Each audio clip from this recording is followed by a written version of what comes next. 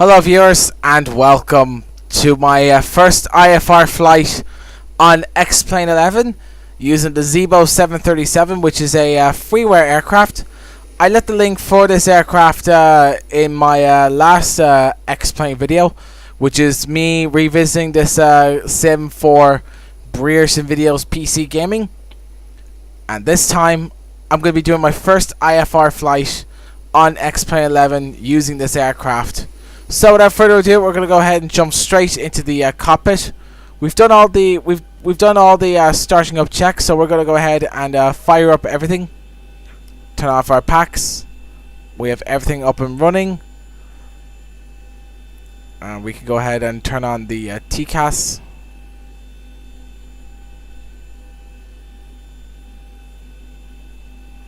Oh, press the run button there for a minute. Anyway, we have everything up and running. We have takeoff in place. Flight directors can come on. Okay, we're pretty much all set to go. So let's go ahead and press Shift P and call the pushback vehicle. I forgot. It's been reset, hasn't it? Okay, push cart on the way. Oh no, it just took a little while for it to respond. Oh well. Altitude is set. Altitude pressurization is set.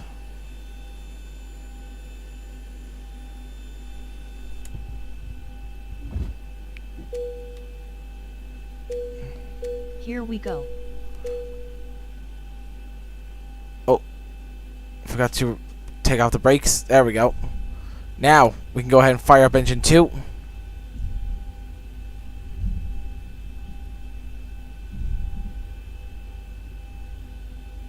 Wait, why is engine 2 not firing up for me? Come on. Catch you next time. Alright, that pushback was very quick. Alright, hold up. We got a problem here. Why is engine 2 not running for me?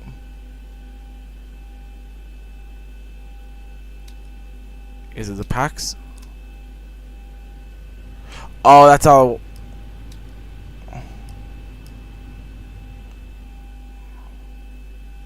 Ah, yeah, there we are. I'm guessing that switch wasn't on.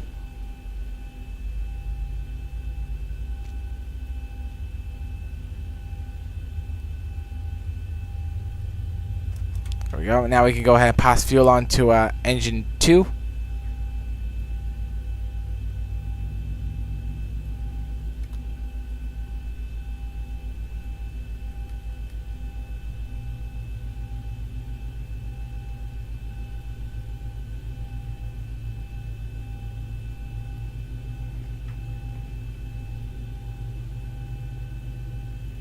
Alright, we can go ahead and turn on the the right pack now.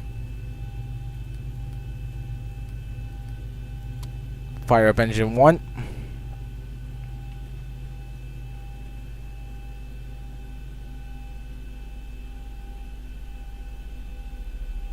Oh, forgot to turn on the center fuel tanks as well.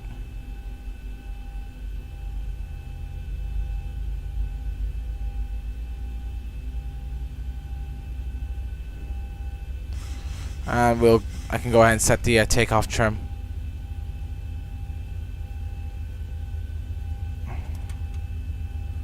There we go.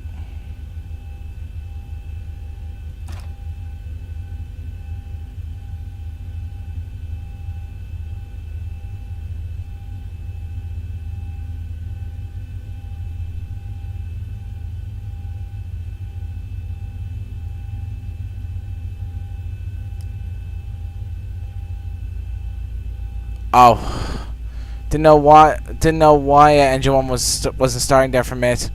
I thought it was safe to turn on the right pack since engine 2 was on, but apparently both packs have to be off. Oh well, we know now.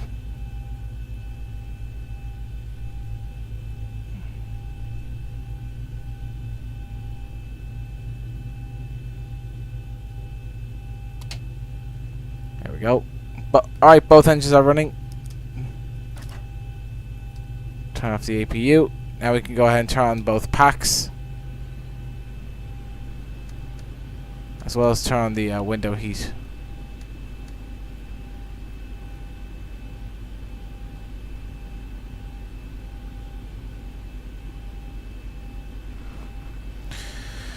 Now a little check on the flight controls.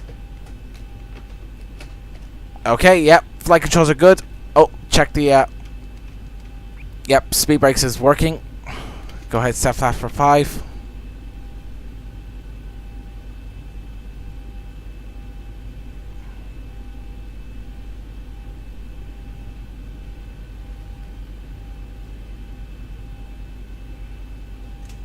Alright, aircraft is running, so we can go ahead and taxi.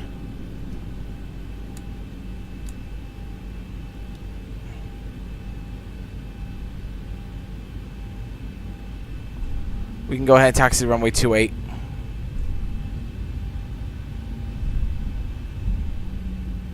So, okay, that's what I was going to say, though, guys. For those of you who are wondering, no, I have not given up on FSX just yet, because as of right now on the Steam store, or at the time of uploading this video, there is not much add-ons on the Steam store for X-Plane 11. However, if it does come a time where there's a Boeing add-on or an Airbus add-on or a weather add-on and a ground services add-on for X-Plane 11, then I will buy those add-ons and make the switch to X-Plane 11 for IFR flying. But as it stands now, I'll be just using X-Plane 11 for VFR flying. But this is my first video where I'll be using this is where I'll be doing my very first IFR flight on X-Plane 11. Anyway, we're coming up towards the we're coming towards runway 28 now. So we can go ahead. Okay, the cabin is secured. Have a good flight. We can go ahead and line up on runway 28.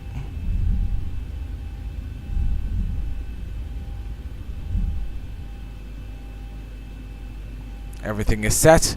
Cabin altitude is set. We can go ahead and turn that off. All the switches are in place. So we can go ahead and take off.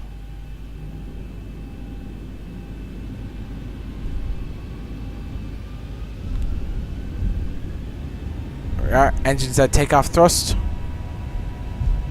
Auto brake RTO.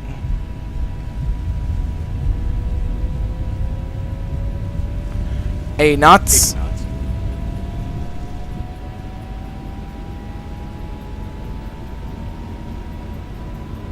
Now V1 rotate. V2.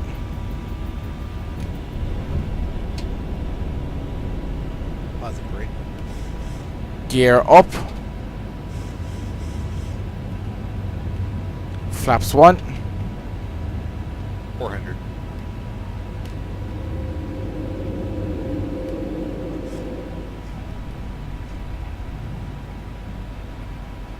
And flaps up. 1000.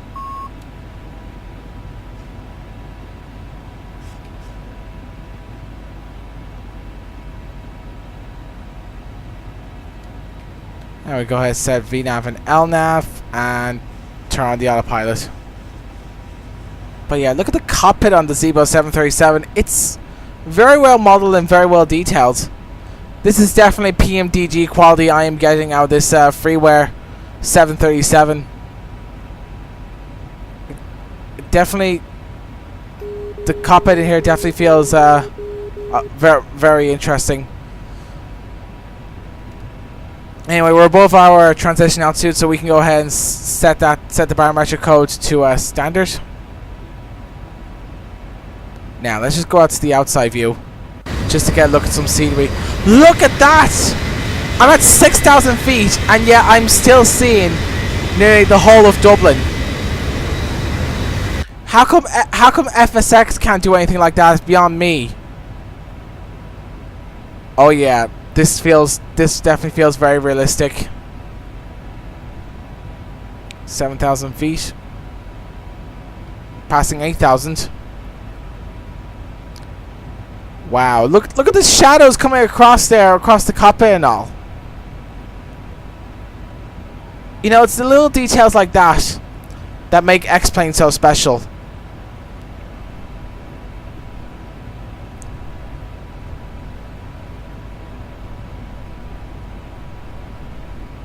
Now approaching 10,000 feet, so we can go ahead and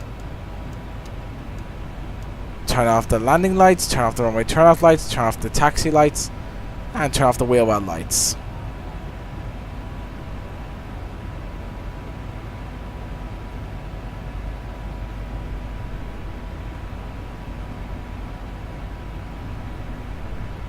Using reserve fuel on the flight management computer. Ladies and gentlemen, the seatbelt sign will be switched off shortly. However, for own safety, we recommend that you keep your seatbelt loosely fastened in case of any unexpected turbulence. We have an excellent team on board today, and we are all happy to offer any assistance you may require throughout the flight. Our in-flight entertainment has begun.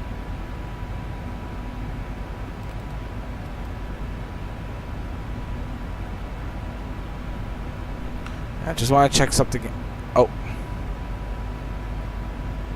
Oh, never mind. I was going to go check to see if I'm offline or not, but I've forgotten that Steam isn't working. The Steam UI isn't working on X-Plane 11, so I'm trying to get a way to fix that.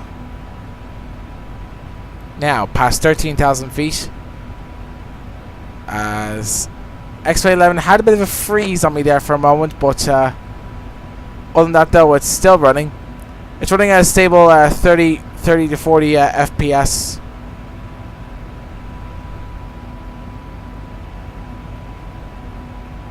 Now, just one look outside the outside view. Look at those! Look at all those roads there.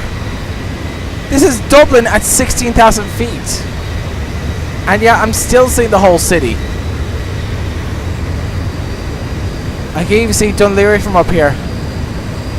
Wow, I am blown away, lads. I am just blown away. I am definitely going to be doing more VFR flights on X-Plane more than FSX, but like I said, I'm still going to be doing IFR flights on FSX because as I stated right now, there's just not enough add-ons on the DLC store, on the Steam DLC store for X-Plane 11. But from what I can see, there is so much potential in X-Plane 11, especially when doing this IFR flight. There is so much potential.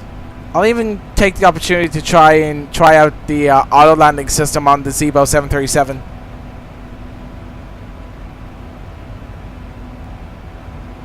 I know whoa, Nelly, hold up. What's with the cockpit door open?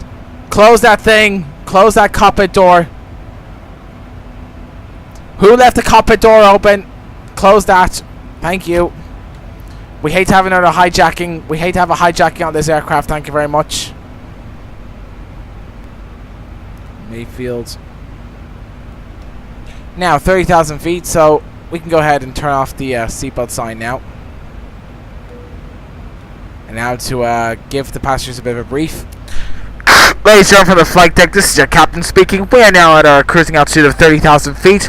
So you're now free to move around the cabin. However, if you do not wish to do so, then we advise you to stay seated with your seatbelts fastened.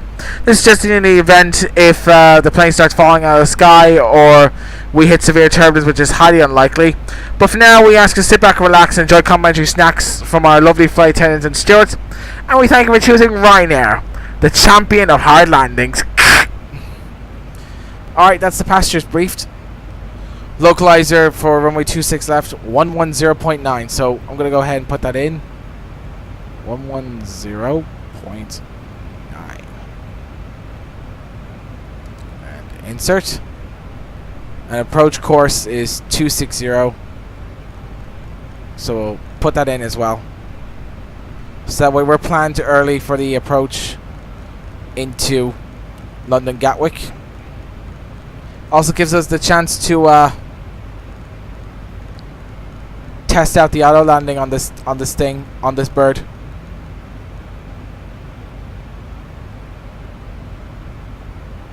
And in the event of missed approach, we climb straight ahead to 3,000 feet. I honestly cannot stop admiring the land detail of this. I just can't stop admiring the detail from up here. Wow, look at... Oh, I forget what... Oh, I forget what these are called. Oh, what are they called again?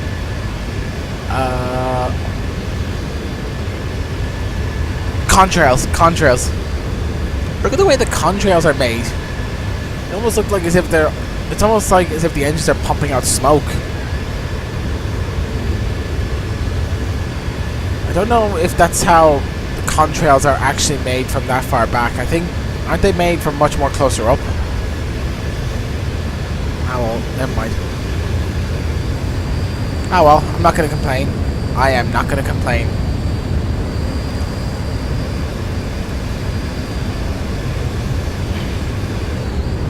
But yeah, that's what else is going to talk about, guys. I was originally also thinking about getting a P3D, but two things that did keep me away from a P3D was, number one, it was meant to be for training pilots only. Basically, it's for pilots who are attending a flight school or a flight training course, and P3D is there for them to train on. And also another thing is their business module, where to buy just say for example, if you bought a P3D version 3 for $60 or €50 as it is here in Ireland, instead of getting the next upgraded pack for free, you have to pay basically another €50 just for the next pack. When as someone who has paid money already towards a P3D should deserve a free upgrade, in my opinion. Now, I'm not saying this is how Lockheed Martin should run. That I'm not saying in the least bit that Lockheed Martin shouldn't run their business module like that, because if they want to run it like that, then by all means let them. Nothing is stopping them in the least bit. I mean, it's their product after all, not mine. I'm just a consumer. But in the end, I'm glad that X-Plane 11, in my opinion, turned out to be a hell of a lot better than P3D. Now, I'm not trying to hate on P3D whatsoever, because P3D, I saw plenty of videos on a P3D, and yes, it does look amazing. It's basically a step up from FSX, using the same engine that FSX had, from what P3D looks like, it looks pretty amazing. However, when I saw when I picked up X-Plane 11, it just really didn't compare in the end. Now, let me say this also. If you genuinely like P3D, well then, more power to you. You know, you go enjoy your products and the things that you love, and I will enjoy the things that I love. I am going to get so much hate on this video for the comments I made. Oh dearie me.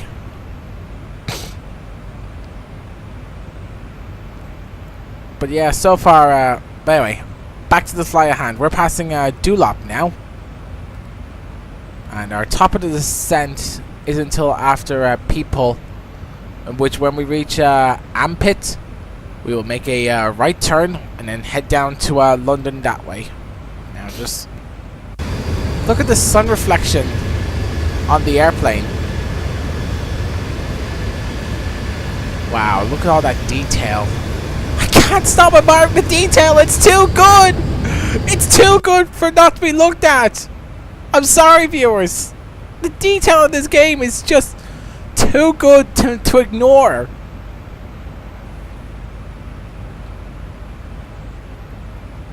That's the joys about X-Plane 11. The land detail in this game is just too good to ignore. That's the problem.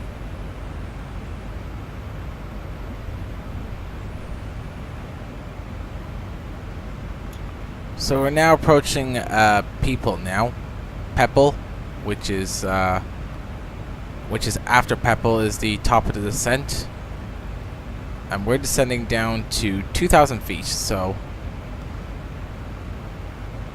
I will go ahead and have that put into the FMC.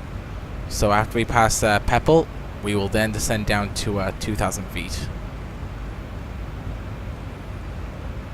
2,000 feet. Set. Alright. Alrighty. So when we pass Peppel, it'll be straight down to the top of the descent.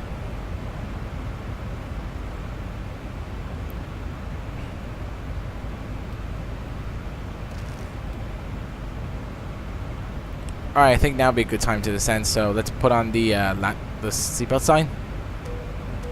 And then go to the passengers. Ladies and gentlemen from the flight deck, we're now about to begin our descent into London Gatwick, so please return to your seats, fasten your seatbelts, and we'll be on the ground in about 20 minutes time. Thank you. Alright, now let's go ahead and begin the descent. Speed brakes are armed for the approach into London Gatwick. 110.9 is the ILS frequency. Let's check that just to be sure. 26 left is the landing. Oh, I'm pressing the space bar there.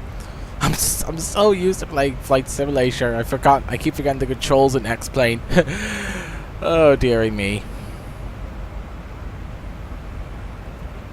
Now then, arrivals. Yeah, 26 left. So the localizer is 110.9. So we're good on that.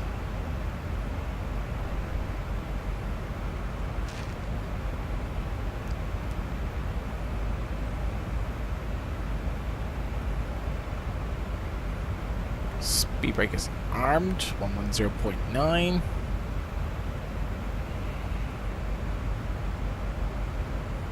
And we'll also set the auto brakes to 1. Wow, look at the clouds. That is just amazing. Really amazing. Oh my god. The way we flew through the clouds there is just amazing.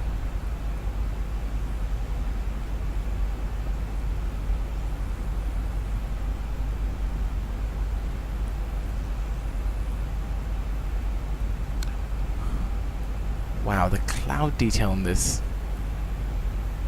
I'm just repeating myself now at this point. Anyway, flaps 1.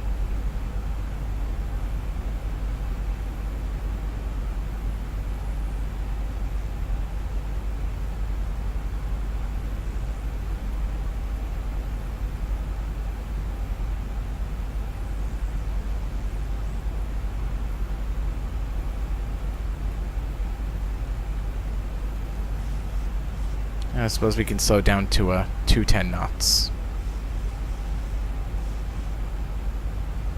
Yeah.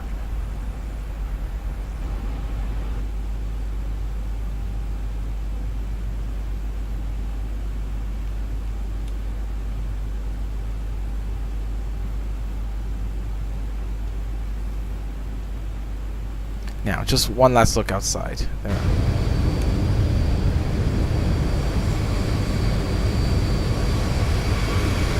Wow, that land detail. I just can't stop looking at it. It's just so good, guys. It's just too good to look at. It's just too good to ignore.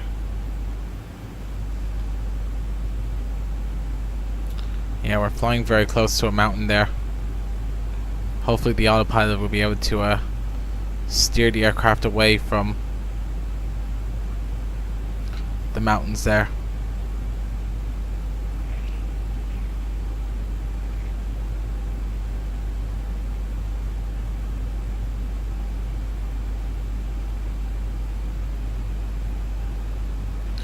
Now, so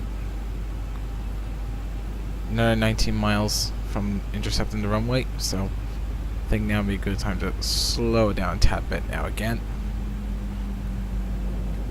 Now, there we are, it's turning left on final. Now, cabin crew, your seats for landing please, your seats for landing please, thank you.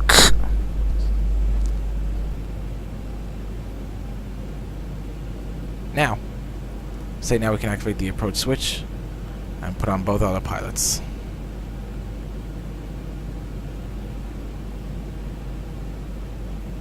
Alright, landing gear is down.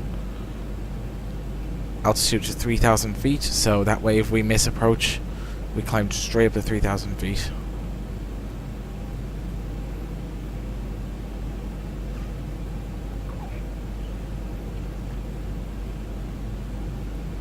VOR localizer.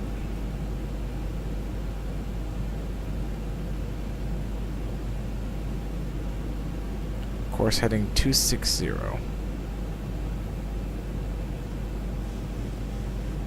Now, there we are. So now we can head to the outside view and see how this aircraft lands. Oh, it's picked up the glide slope.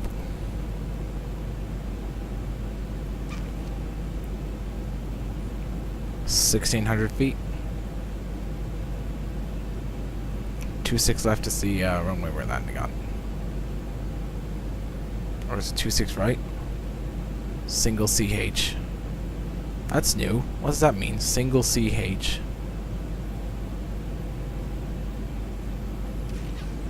I don't know what that means, single CH, but if you know, guys, just let me know in the comment section below. Does it mean like single channel or something? Does it mean like it's running off a single frequency?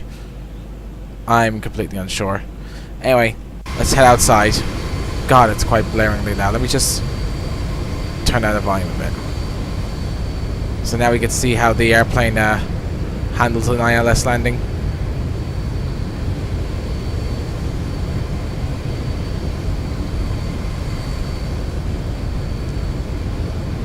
Alright, so now I can just sit back and relax and let the aircraft land itself pretty much.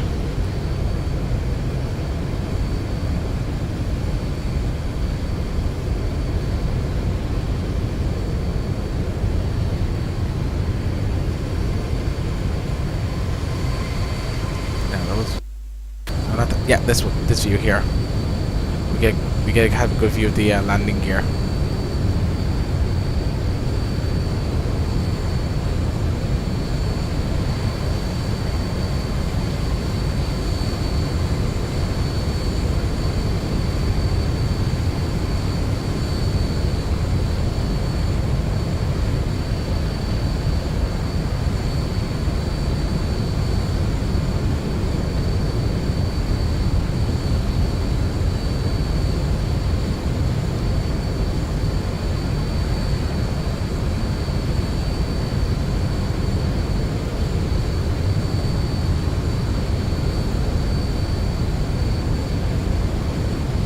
Now, will the aircraft flare back?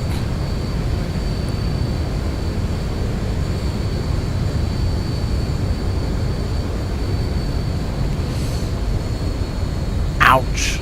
That was quite a rough landing.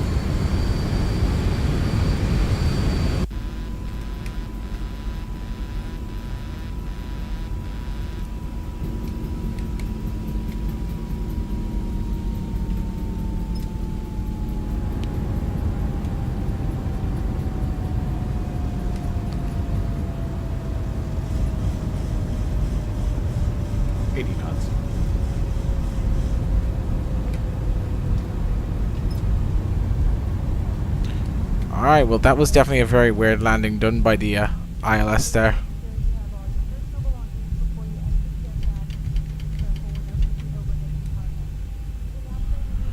Yeah, it was quite a hard landing.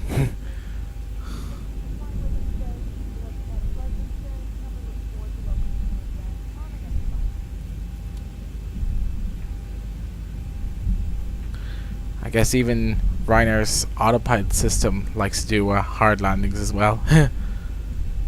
Anyway, let's go find a gate to taxi to. Any gate will do us. Doesn't really matter which gate. So we can go ahead and turn off the landing lights. Turn off runway turn off lights, keep the taxi light on. And we can fire up the APU.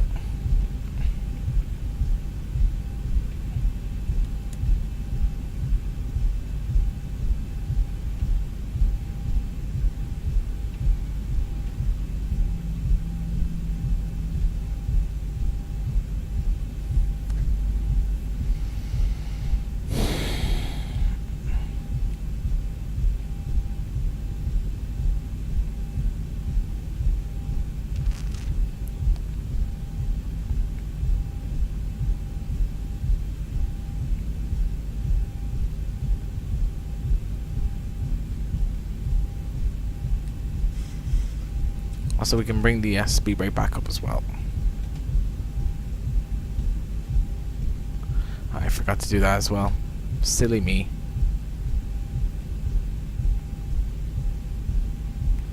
Okay, a little bit of a frame rate stusher, but still has better performance than FSX. Now we can go ahead and fire up the APU. APU generators are on.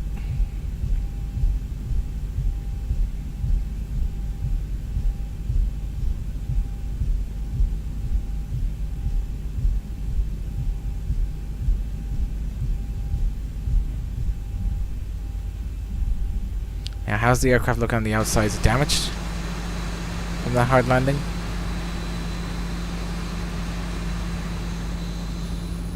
No, it looks fine actually. No damage done to the aircraft.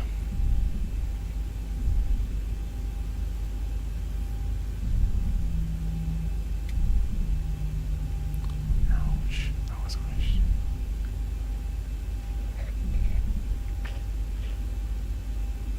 And we'll take this gate here.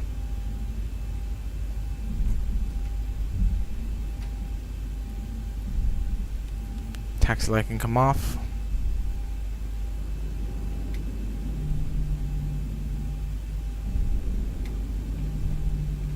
We'll go to the outside view.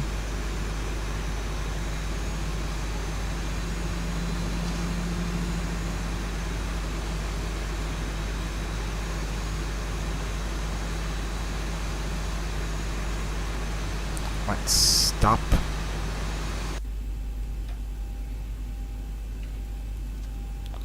And we can go ahead and power off the aircraft. Fuel pumps can come off, as well as the electric pumps. Packs can come off, and this fasten seatbelt sign and this can come off as well. So I thank you now for joining me on my first IFR flight in X-Plane 11. Definitely quite interesting. You know, the Zibo 737 definitely handled very well, apart from that hard landing in the autopilot. But nevertheless, other than that though, it's a very nice flight indeed. Very pleasant seeing all the nice scenery detail from 30,000 feet while we're flying. But for now, thanks for watching, and until my next video guys, I will see you then.